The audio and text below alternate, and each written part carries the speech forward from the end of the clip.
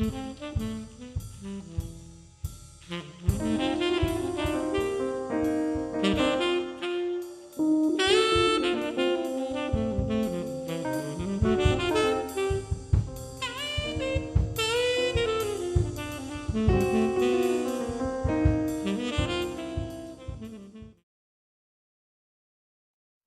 evening.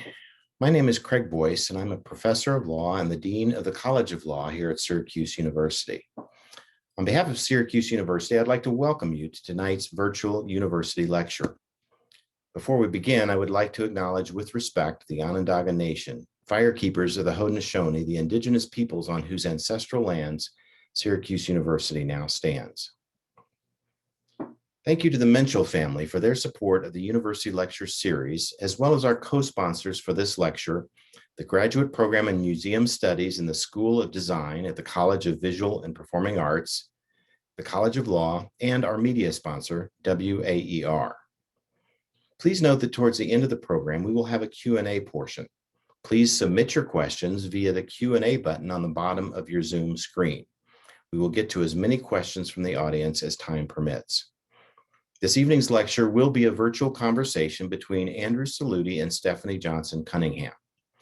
This lecture is also the opening keynote to Deaccessioning After 2020, a two-day virtual symposium that aims to comprehensively address collections and deaccessioning in the context of the economic fallout of the pandemic and the national call to rethink the role and the responsibilities of museums and their collections in an increasingly diverse and complex world.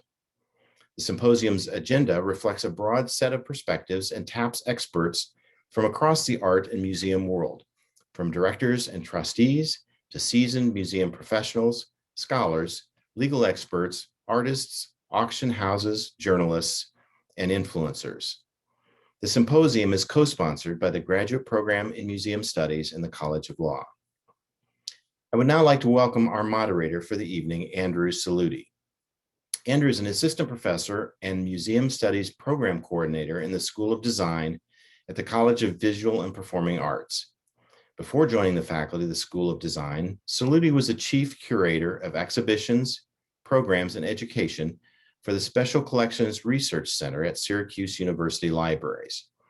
He was also the assistant director of the SU Art Galleries at Syracuse University and an instructor and gallery technician at Louisiana State University's College of Art and Design. This evening's guest, Stephanie Johnson-Cunningham, is an agent for arts and culture who centers cultural equity as an essential part of achieving social justice. She co-founded and serves as director of Museum Hue, an organization supporting Black, Indigenous, and other people of color. She built the first online directory and system to map BIPOC museums across the United States. And she's currently working on a larger cultural mapping project specific to New York City with support from the city's Department of Cultural Affairs.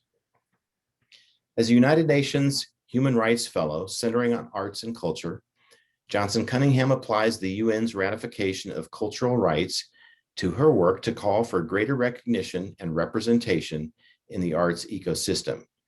She received the American for the Arts 2019 American Express Emerging Leader Award for this work. She's also hosted and produced On Display, a show for WNET's All Arts Network that focuses on ways museums are readdressing societal issues that resulted from intersecting histories and that connect to contemporary life. Each episode covers various topics, including immigration, mass incarceration, transportation, and the preservation of Black cultural spaces. Please join me in welcoming Andrew Saluti and Stephanie Johnson-Cunningham. Well, thank you, Dean Boyce. As my colleague suggested, our symposium aims to dissect the multifaceted and nuanced issues that are feeding the actions that museums are taking, and to inform the debate around the topic of deaccessioning and sale. These conversations are not new. Those working in the field understand the important role that deaccessioning plays in effective collections management, and at the same time have long grappled with the governance and ethics that dictate the how, why, and what to do next. In recent years, movements within the museum community have propelled a shift in how we define the museum's role. Movements such as museums are not neutral and even the ongoing debate within ICOM, the International Council on Museums, on how we should redefine what the 21st century museum actually is. In the past 2 years, social catastrophe and the impact of a global pandemic have exacerbated and brought to bear a host of challenges, placing our museums at the crossroads. To give some context and insight to this landscape, how we got here and where we are, and to lead off our symposium with the first of 3 keynote addresses, I can't think of anyone better than my colleague, Stephanie Johnson-Cunningham. Stephanie, thank you so much for being here this evening. Thank you so much. Thank you so much for that welcome, both Andrew and Dean Boyce. And also thank you to the leadership at Syracuse University for having me. And thank you to everyone joining us. I'm really delighted to be here virtually to discuss my work. We're very excited to have you. As a central aspect that informs many of the recent decisions made by museums in an effort to diversify collections, and I would say diversify the field at large, so that institutions might better represent and engage with the public they aim to reach and become agents of community and agents of social change. So I'd like to start by asking you to discuss your work with the organization that you co-founded, Museum Hue. Sure. So the creation of Museum Hue in 2015 was in many ways to garner greater representation in the field, to be much more reflective of our society, challenge the mainstream museum field to acknowledge the historical exclusionary practices, and infiltrate the sector in a way that interrupts and change its practices and policies. And very early on, the way Museum Hue was doing this was having discussions with Black and people of color about their experience in the field and how we can take action. So we started out as a collective, just having these conversations in our homes or cafes amongst ourselves. And then we brought this issue directly to the institution, relinquishing fear of retribution. So the first of these experiences was at the Metropolitan Museum of Art, where 30 of us came to the museum to meet with the leader of that institution about our concerns and expectations and experience within the museum field. And at the Met, we discussed a range of topics, including anti-Blackness and Egyptology studies, for example, the display and commodification of cultural art without acknowledgement of colonial violence, as well as the growing equity and inclusion initiatives as it relates to staff and artworks and more. And in doing so, we work to interject our experiences and narratives, as well as point out the need for systemic change in the sector. We had about a dozen of these museum visits, beginning with most of the major New York City museums to other institutions across the country. We grew to then begin offering panel discussions and workshops that introduced our community to a wide range of topics, such as museum education, curatorial practices, etc. Since then, year after year, Museum Hue has seen a substantial growth due to much interest from museum professionals, artists, students studying subjects related to the field, and the general public. All interest in the charge to have the mainstream field to not only have works within collections be reflective of our society, but that the intellectual leadership is reflective of our society first. And many recognize this issue and want to create change and take action. And I'm proud that today Museum Hue has about 200 museums across the US as institutional members, from mega-sized art and encyclopedic museums to small specialty and culturally specific to mid-sized academic museums as well. Members also include the American Alliance of Museums, the Association of Art Museum Directors, and Museum Hue also has hundreds of individual members that are mostly museum professionals, but are also artists, students, and those who are working adjacent to the field. So within many of these museums that are members of Museum Hue, there are diversity, equity, and inclusion initiatives, as well as an awareness that representation matters. But to be honest, there are a lot of people struggling to bring the issue of race to the forefront of their museums. But some of these same museums are deaccessioning and disposing of work to then acquire works by Black artists, people of color, and women without addressing this real underlying issue of racial inequity within these entities first and foremost.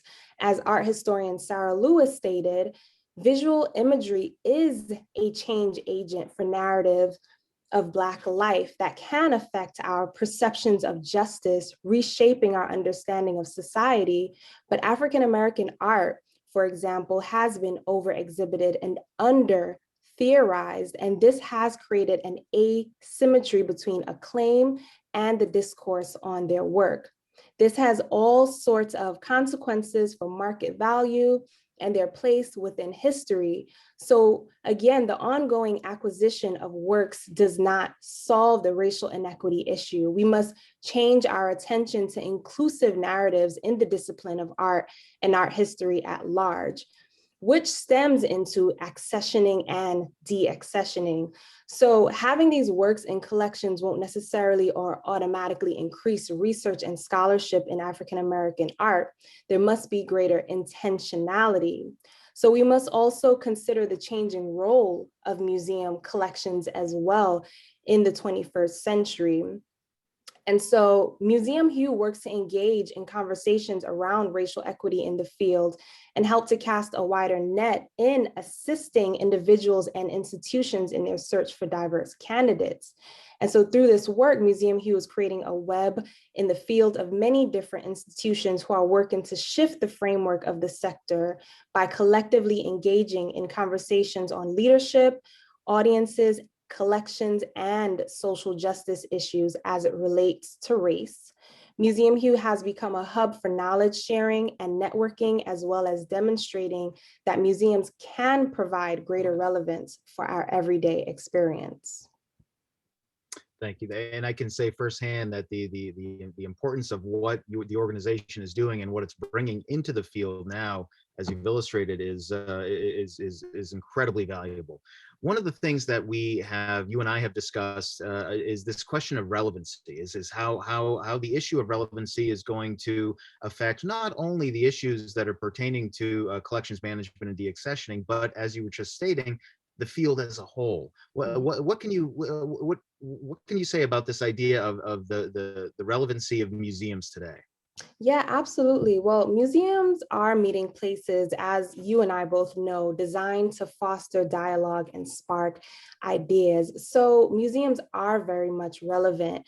And as a museum professional, I'm fully aware of their relevance and power. But I think if you ask the average American, I don't know if they would feel the same. I know a few years ago, Museum Next had a survey where they asked about 1,000 Americans about their thoughts around museums. And a lot of them said they believe museums were very important, very necessary, but weren't sure if they were relevant to our everyday as it relates to our experiences and politics and social justice movements that we see today. But through Museum Hue, for example, I partnered with the Museum Association of New York to amplify museums doing essential relevant work that address urgent needs exacerbated by our national health and economic crisis, which relate to housing, mental health,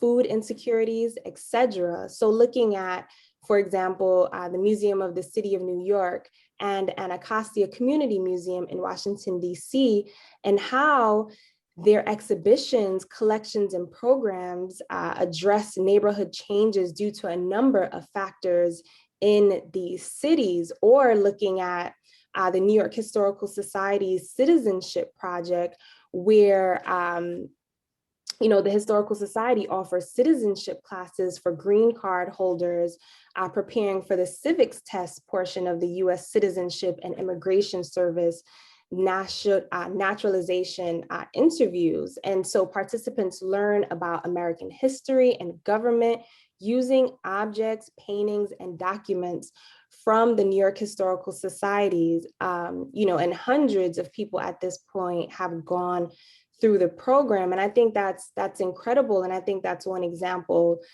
from a history museum. But if we think about even, the Fry Art Museum in Seattle in 2018, they had an exhibition titled Group Therapy, curated by Amanda Donnan.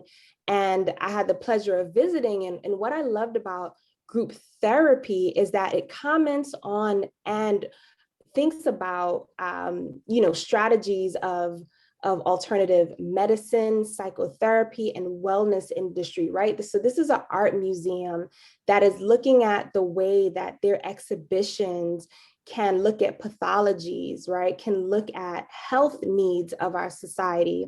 And so the institution and the exhibition itself reflects on the museum's role in society and on art's function within and beyond its walls.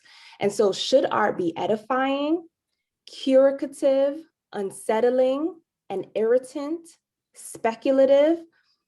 Is it a placebo, or art's transformative effects real? And I think that as we think about relevancy, back to the word relevancy, we have to really think critically about how these institutions affect our lives and how are we holding these institutions up. And I would love, to hear how, different exhibitions and experiences people have had in museums that they connect to deeply. And it would be also great for us as museum professionals to kind of think about, are we, taking off our museum professional hat and putting on our museum visitor hat at times to really think about, how are we challenging our institutions to really speak up and speak at certain issues that people are facing. And I know, especially right now with the pandemic, we've seen that anxiety and mental health issues have increased. And as someone myself who's benefited from therapy, I think exhibitions, and artwork and a mission in institutions with looking at real crises and issues that people are facing through art is incredibly important, today. And I think for the future and for the 21st century, for sure. In addition to that, I think about, my work as a board member for the Mid-Atlantic Association of Museums, where in 2020, our conference theme was, do museums still need objects? And this title was taken from Stephen Kahn's 2010 book with the same name. And so sessions ranged from improving collection stewardship to discussions on how museums can thrive with and without collection. And Stephen Kahn highlights the diminishing role of objects in different museums. He states that museums built in the late 19th and early 20th centuries were conceived of as great encyclopedias of knowledge and great storehouses of objects. They were built for and around great collections, art pieces, artifacts, natural history specimens. Museums were the end result and logical extension of a process of collecting, classifying, and cataloging, that defined much of the scientific outlook of the 19th century. And a century later, objects are no longer as central to the conception and function in the museum. So the diminished role of objects in museums comes at a moment when museum objects, although in small numbers, have started to leave museums. Broadly speaking, they're exiting the institution in mainly two ways: through deaccessioning and the disposition of works through sale, and repatriation, right? Such as certain antiquities are finding their way back to their countries of origin. So we have to continue to remind ourselves of this, that museums' relevance are far beyond, just the collections. Absolutely. And it's interesting because the way you just described the traditional model, the 19th century model of how we viewed and constructed a museum, today, that we would align that more closely with an archive, which is a sister kind of organization, but certainly not the same as in terms of function, in terms of mission. And this is what I know will be discussed, at length over the next 2 days. It's the mission there's been a shift from that standard prescribed, collect, preserve, interpret to really give a human and a much broader context to what the museum is supposed to be doing, right? You mentioned that, the objects are only one part of the museum's mission and output. The programming and interpretation and so many other public facing kinds of activity. That's where I think a lot of museums are finding a lot of success today.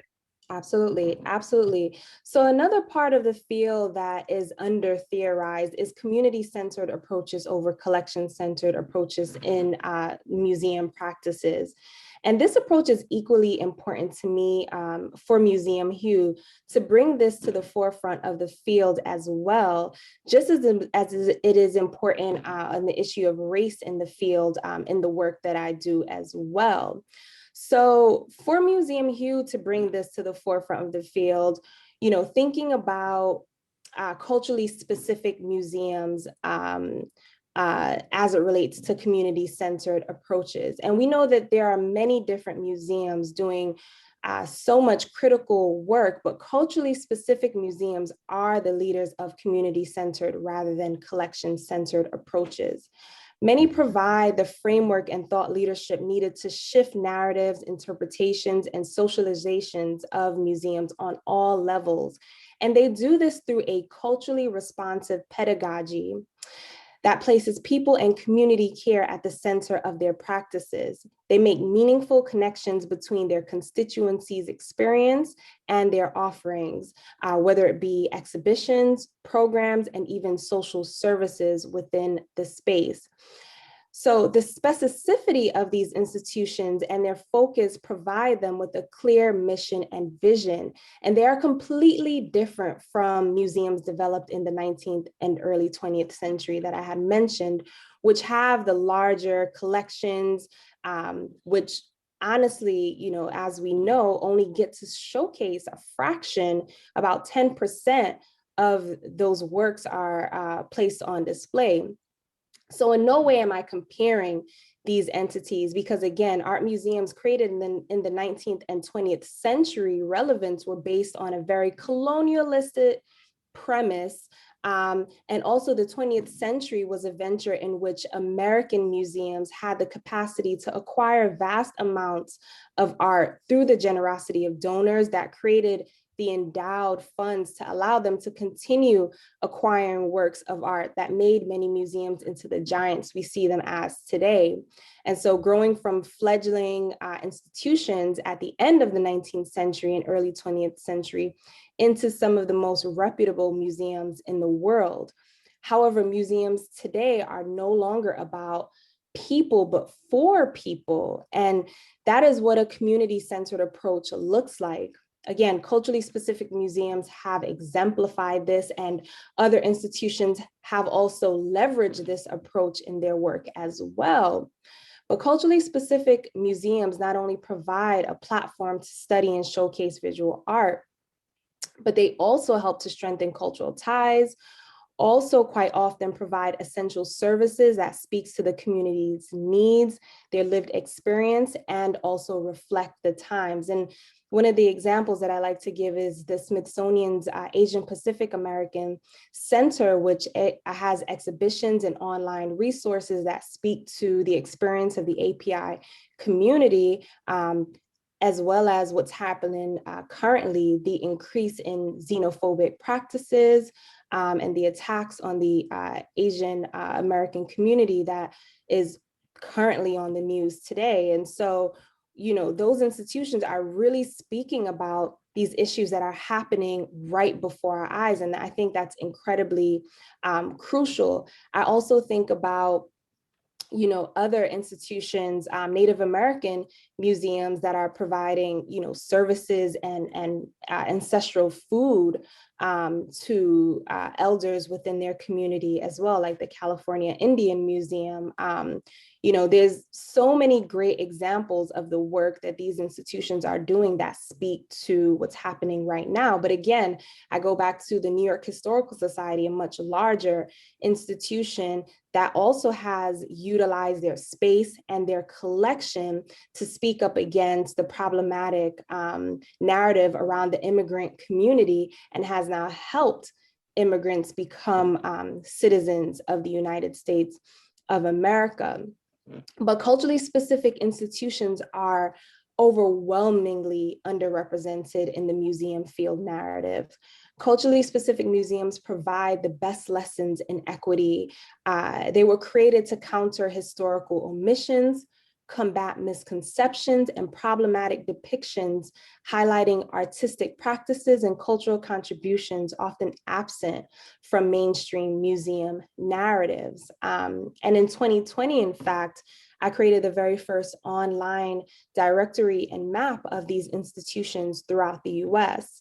There are currently over 150 institutions so far. The list is growing, of course, but visitors to the site can filter their searches by categories, names, locations, etc. And so this database aims to elevate these organizations' presence, amplify their work. I have learned so much about these institutions, the majority I had not even known existed before I began working on this directory. And so I had to realize that I had, in a way, had been conditioned to not seek or see these institutions through my own undergraduate and graduate studies. So due to perceived legitimacy and proximity to wealth and power, large, predominant mainstream institutions receive more attention in academia and the mainstream museum field. However, culturally responsive museums are a huge benefit to the field, I believe. And many provide the framework and thought leadership needed to shift narratives, interpretations, and socializations that I mentioned on all levels. But they're not in the dialogue. They continue to be left out of critical dialogue, even amidst the rise of diversity, equity, and inclusion initiatives. So DEI should not just be about Black bodies and white spaces, but equitable partnerships and collaborations with Black and other people of color museums and institutions as well. And I'm certain that there's an interest in learning more about community-centered approach over collection-centered approach as well, because last year at AAM's 2020 virtual conference, I was told that my session on this topic was one of the highest attended sessions after the two keynote speakers.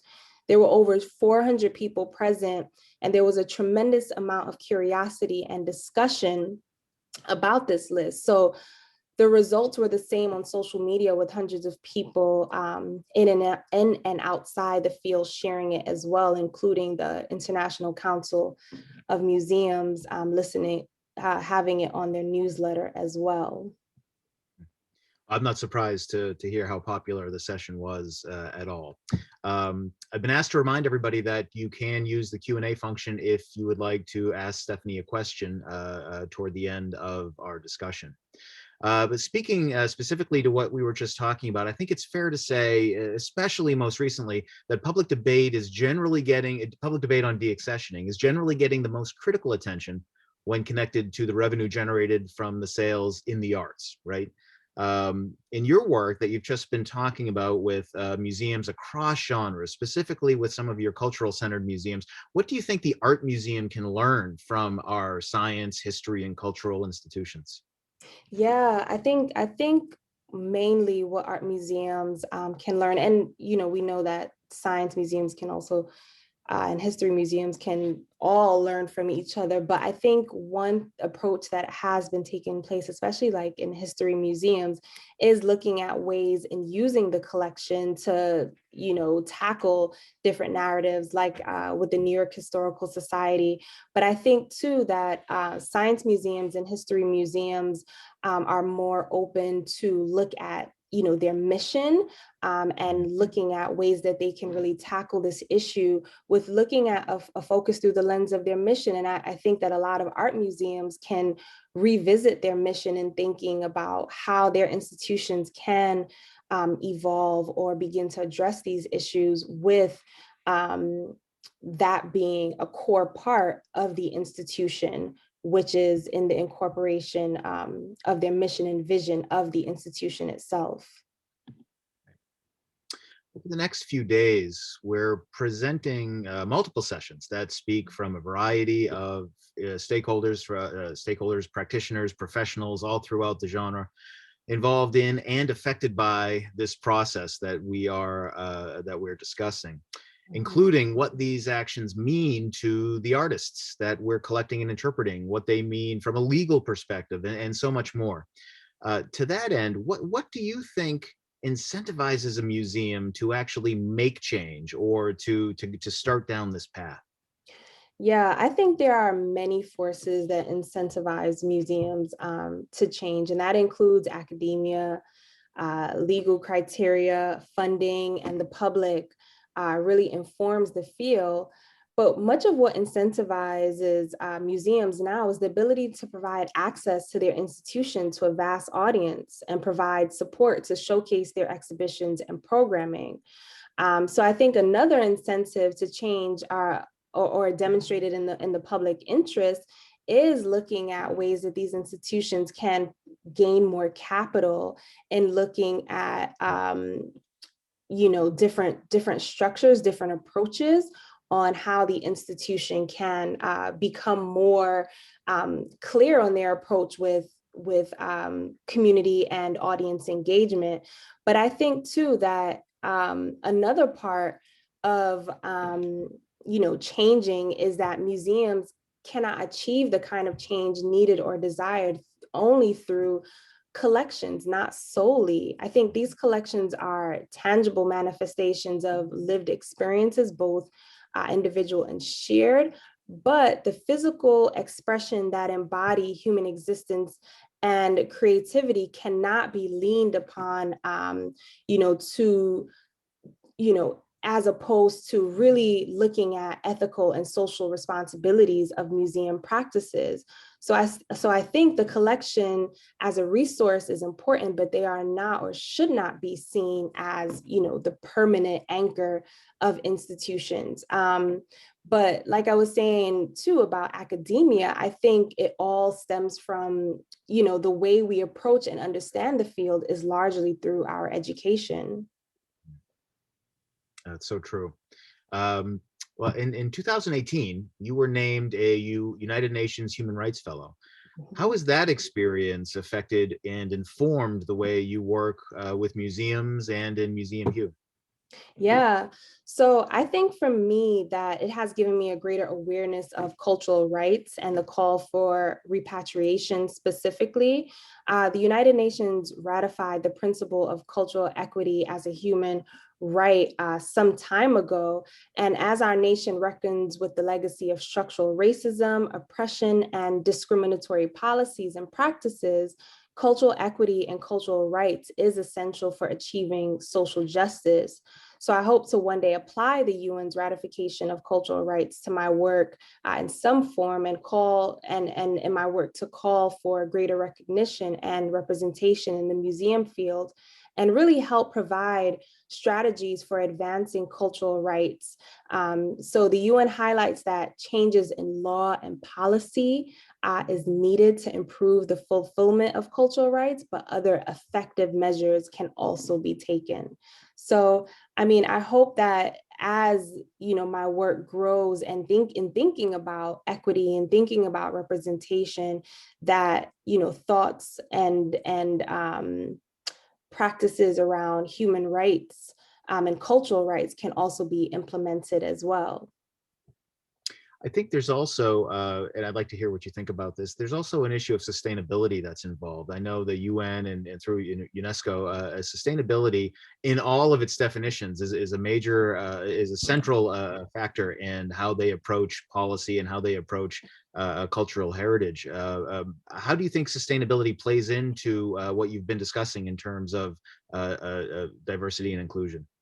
Yeah, I think for me, in thinking about sustainability is also thinking about the different or increasing the pedagogy of some of the works that I said are like under theorized. I think for me, it also looks like having the support of AAM and AMD in moving forward and supporting institutions in diversity, equity, and inclusion. And I think that, these entities can also be a part of, assisting institutions in creating an approach, different toolkits, and also, looking at accreditation of these institutions as well. What kind of holds these institutions together too, and or upholds them is their accreditation too from AAM. And I think that's important to look at. So how can we also sustain, this approach that I think is so very critical for the field at large? I wonder, I have one last question before we open it up to audience questions. We have quite a list growing here. I wonder, through the work that you've been doing at Museum Hugh with all of the museums and cultural institutions that you guys engage with, are you seeing any direct or immediate response to the issue of deaccessioning, the issues that we're going to be discussing over the next few days? Is this having an immediate effect on some of the museums that you've been working with? Yeah, I think what's been having an immediate effect is really the civil unrest that we've seen throughout the pandemic. I think a lot of institutions have realized that it's important to talk about what's currently happening. And I also think that the conversations that we've had with these institutions around, racial equity and opportunities and representation, in their interest in accessioning additional works, has been around how can they improve in such a way that encourages a more diverse range of individuals to apply for opportunities in those institutions. And also at the academic level, how do we get more people trained in the field as well to enter into the museum field. So I think that a lot of what Museum Hugh is doing, what museums, other museum movements are doing, like museums are not neutral. So all of the work that is being compiled right now has definitely been an influence on museums' decision to deaccession and again, accession more diverse works. Right, right. Well, I'd like to go ahead and shift over to some of the audience questions, if that's okay. Yeah, I First think, question we have. Go ahead. Sorry. I'm sorry. I think before we get into it, I just also wanted to share too that for me, even though Museum Hugh has largely been organization working throughout the museum lens, working with different museum professionals, working within different museum institutions, but also thinking about academia as well, and thinking about how this work can also assist in museum professionals who are about to enter the field as well. And so most recently, I was invited to develop a course for Drexel University on culturally responsive museums. And I think that's a really critical part of this work too. But I must admit that academia wasn't always on my radar, not until Museum Hugh, and having the opportunity to write for journals, guest lecture at different universities, and also having the opportunity to hear from students themselves about their interests. So I think as this work evolves and as we continue to talk about deaccessioning specifically, I think we'll see more and more people gain interest in it, because I think deaccessioning has been something that has been going on in the field for a very long time. But right now, because people are looking at specifically treasured items or blue chip items that are being sold off, there's more attention to it, and also the attention to it because of diversity, equity, and inclusion. But just as this conversation, it's important for us to see the larger picture of deaccessioning and accessioning.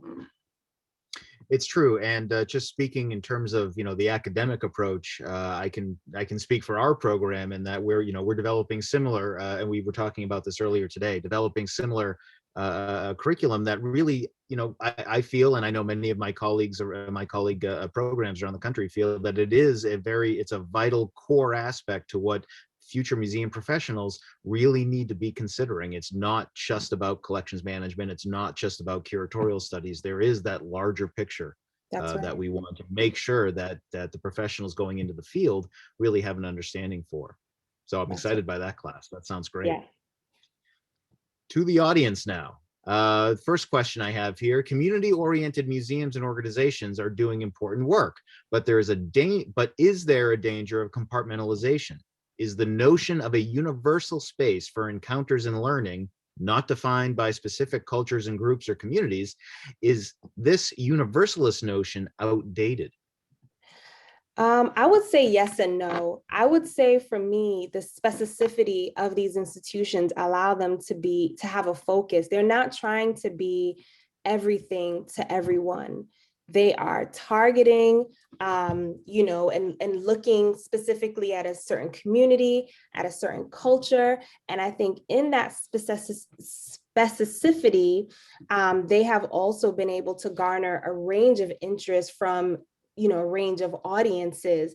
And I think that the authenticity behind their approach too is also evident. So I think that these institutions are incredibly important. I think also the creation of these institutions, why they were even created, were important. We have to remind ourselves that universal museums or mainstream museums were largely exclusionary. And so these museums were created to provide visibility and voice to a community and groups that were largely being ignored or not invited to the larger mainstream museum table in a sense. But however, I do hope that there is a larger look at racial equity and ways that these institutions, the ways that they have supported community, the ways that they have provided opportunities for artists that are in the periphery of the museum field, that have now been able to enter the mainstream museum field. I think of like Kehinde Wiley, who went off to paint President Barack Obama. One of the first artist residency that he had was at the Studio Museum in Harlem.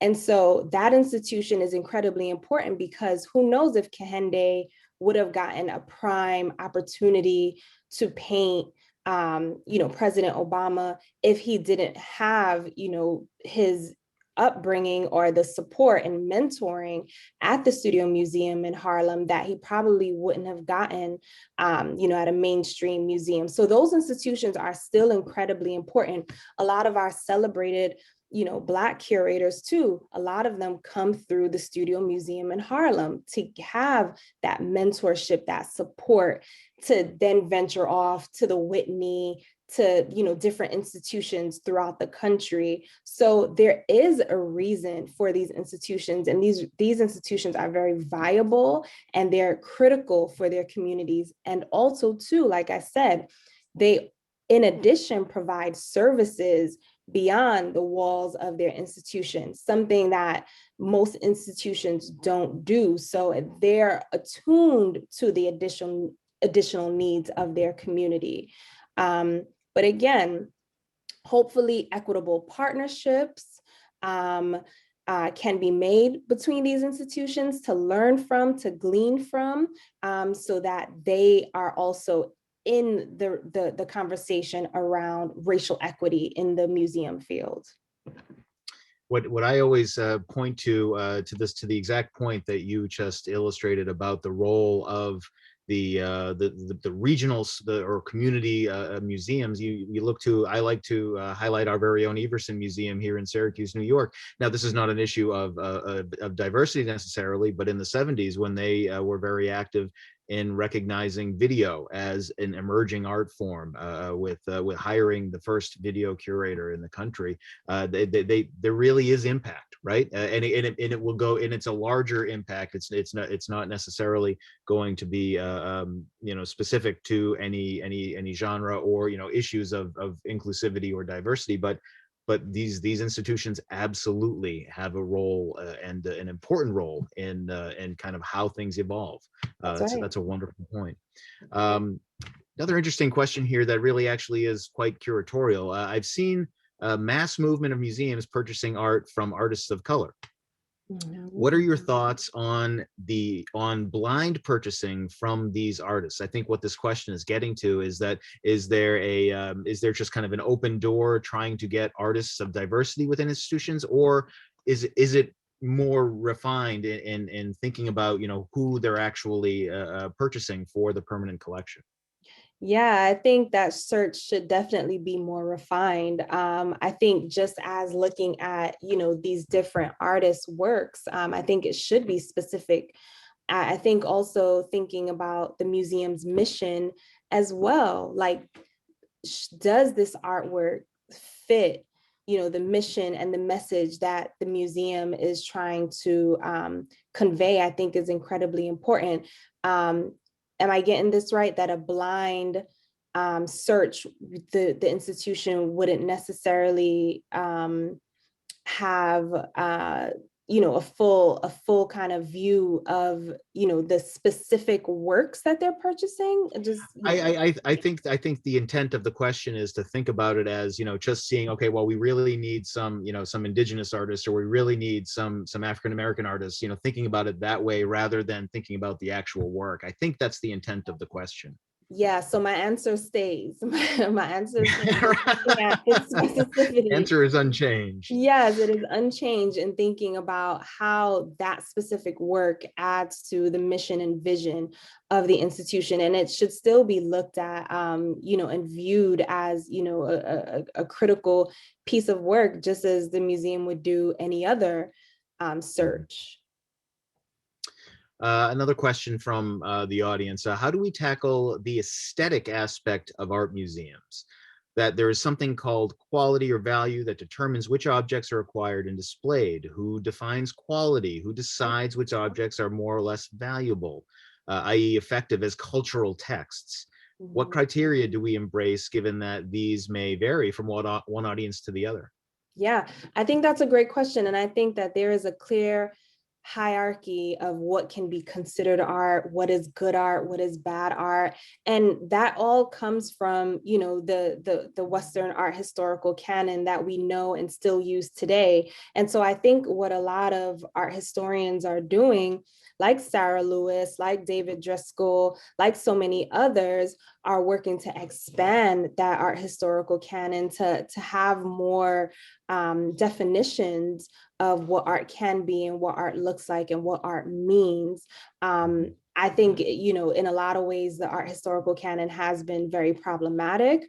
I also think that there is a criminalization of artwork, especially as it relates to Black and people of color, that cannot be commodified as well. And so, I think the way that we dismantle it is having conversations around it, and also having exhibitions and showcase works, again, within museums and institutions adjacent to museums that break down this approach. And again, there are institutions that and art historians that are working to do just that, working to say that, Black art, for example, doesn't need to always showcase social justice. The definition of Black art is that a Black artist made it. It doesn't necessarily have to be defined as one thing. And so I think it's just about, breaking down these definitions that sometimes create or exclude so many other really brilliant artistic forms. And it's about breaking that down, that hierarchy. Right. We have a question that gets to the heart of what we were discussing earlier in terms of the shifting mission or the shifting attention that museums are giving, kind of beyond solely focusing on the collections. Moving into the 21st century, how can the museum best include the general public in its educational mission? Yeah. Which is a big question. It's a huge question. It's a huge question. But I think museum education is incredibly important to the field still. And I think museum educators keep the, museum doors revolving, people going in and out with the different incredible programming that museum educators provide. We have to remember, though, that museum education in the field is probably about 50 years old or so. And it is not seen as something as critical as curatorial. And I find that problematic. I think museum educators, do such an amazing job in connecting the exhibitions, the collections with our everyday as well, making the institution relevant to children, to families, to adults. And so I think that, there is a way to connect the public to the education of the collection in itself, if that's what, this question is asking, and overall, connecting it to the history of the institution itself. I think the institution has to, want to perhaps have those kind of critical dialogues with its general public. But as far as education with its collection, with its exhibition, I think that museum educators should be more respected, should be propelled more, and their work should be, just as, seen as just as critical as curators. You have museum educators across the country cheering for you right now, Stephanie. We have a comment here that is less of a question, but I think it's an important one to make that speaks to the rest of our conference. DEI, diversity, equity, and inclusion, is not the sole determining factor for making decisions regarding stewardship of a collection. It seems that this is the main focus, which it is the main focus of your lecture this evening. We'll be seeing more of an economic crisis in our cultural institutions after we have clearly addressed the health crisis of the pandemic, which is absolutely correct, and it is, as we know, ongoing. We need to talk about economic and environmental viability of stewarding collections, which leads to critical decisions about deaccessioning. I just wanted to note that because it's absolutely correct, and it's why we constructed the symposium the way we did, so that we could really investigate all of the factors that are playing into this debate.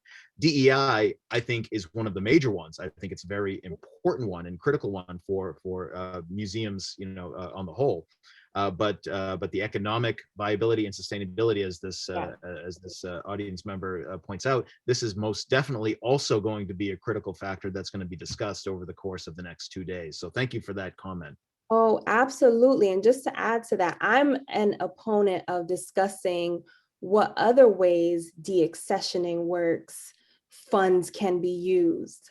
As well, I know that there's a huge debate with whether should it be direct care of the works, should it be operational? And I think that, there is an important conversation there to have. And I'm a part of the conversation to say that I think it can be opened to not just, for the purpose of accessioning other works, but I support, institutions using it for operational support and paying their staff as well, especially in the midst of the pandemic. A question for you, specifically speaking to academia. Since you referenced academia and education as being a crucial platform to change the way racial inequity is present in our institutions, how do you think the curriculum centered on museum studies can be more inclusive and welcoming to students of color wanting to pursue work in the field? This is a great Yeah. question.